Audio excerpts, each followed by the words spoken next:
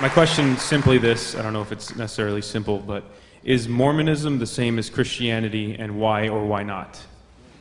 Yes. No, I'm just kidding.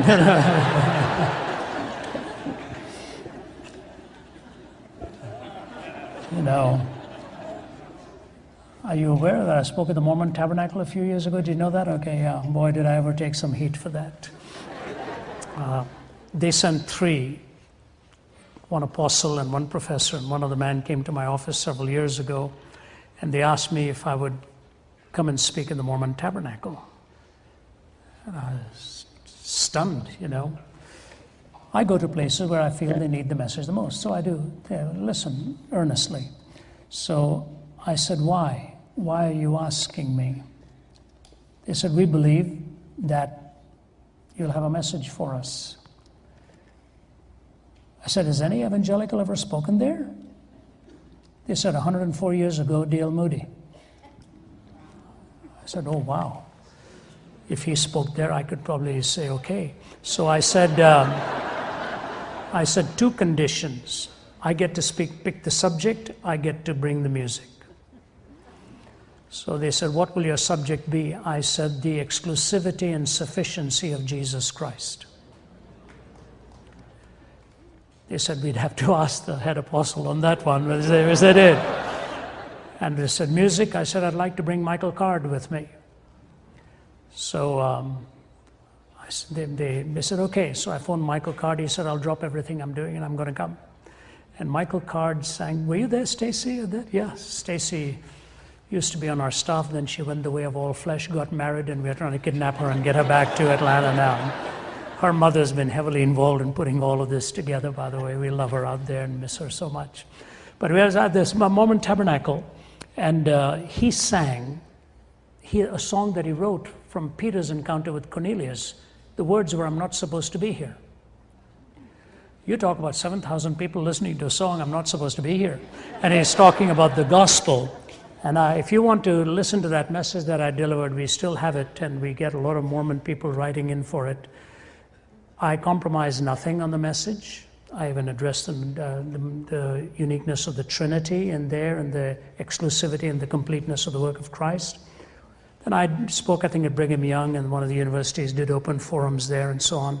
Just about a month ago, the number 3 apostle flew back to Atlanta, and they're talking to me about coming back to the universities and doing open forums. So the first thing I say to you is, I took a lot of heat for that. I took a lot of flack, and some of the radio programs are really going after me. That's all right. At this stage in my life, I have to do what I believe God is calling me to do. If I can take the message to hostile arenas in India and Pakistan and other places, why am I not going to take it to places that disagree with me? I'm not just going to people who agree with me. I go to people who disagree with me even more than that. And it took a lot of flack because Walter Martin's family had asked me to edit, after he passed away, the book, The Kingdom of the Cult. So my name is writ large on the top of that book. And of course, Mormonism is one of the chapters in there. But they knew I would be respectful, but I would not be compromising. But here's what I say to you. Classical historic Mormonism has to answer this question. When the Christian uses the word cult, Christian, not generally speaking, when the Christian uses the word cult, a cult is generally defined as that which claims to be rooted in historic Christianity, but has deviated or abandoned the finished work of Christ or compromised on his person. That's the definition, okay? So in strict Christian terms, yes, Christ was not sufficient. Today, if you talk to an average Mormon around the table, he says, no, I follow Jesus Christ. And then you bring all the other doctrines that I've added on, and some of them get very uncomfortable with what it is, the Adam-God doctrine, the celestial marriage, the doctrine and the covenants, the pearl of great price, and all of these other additions that were brought in there. I think that it is critical we understand that Jesus said we are complete in him.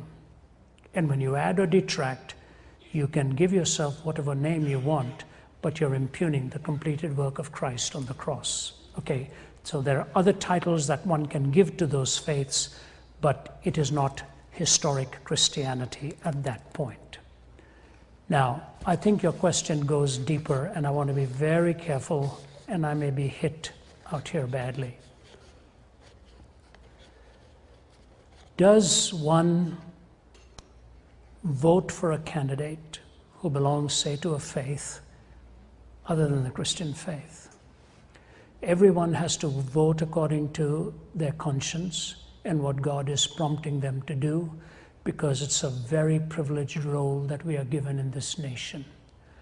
My view of the philosophy of history and politics is this: when you're choosing between leaders, none of whom will give you the groundswell of the Christian faith on which their life is built, which may not guarantee that they may make the best leader either, But if that's not there, you have to go for a person who will help a nation provide the best moral soil on which the freedom to believe and disbelieve can actually function. It is on a moral soil that the freedom to believe actually works best and truth can ultimately triumph. If you have an immoral soil created, then the truth is evicted and you're not even given to the opportunity of voicing your ideas in the marketplace and in the public setting and in the arena.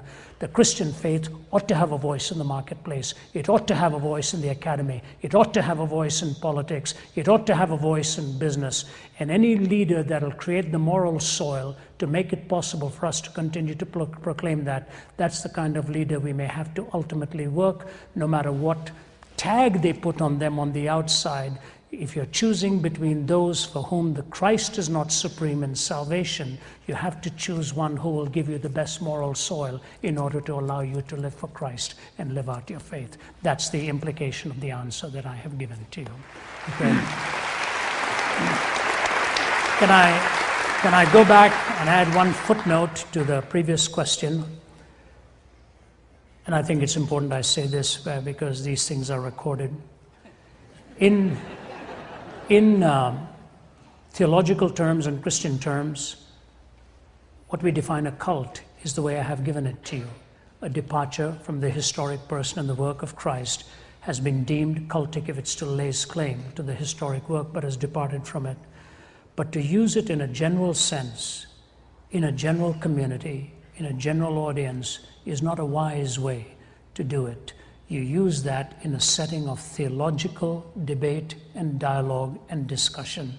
When the word is tossed around like that in a public setting, because of all the issues we had with people like Jim Jones and others, it brings baggage with the term that makes it much more than what a mere theological discussion would be. So that's a term we leave for the classroom, not for a public arena, because it says much more than what I think one is intending to say with a statement like that. We need to be wise and be mindful of the implications of a loosely used word. It's a very technical word reserved for a theological discussion around a table or a lecture hall.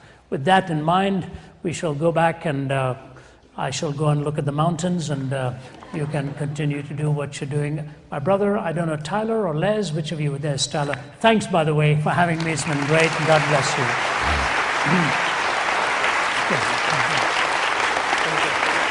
I'm going to do some signing. Thank you. Thank you.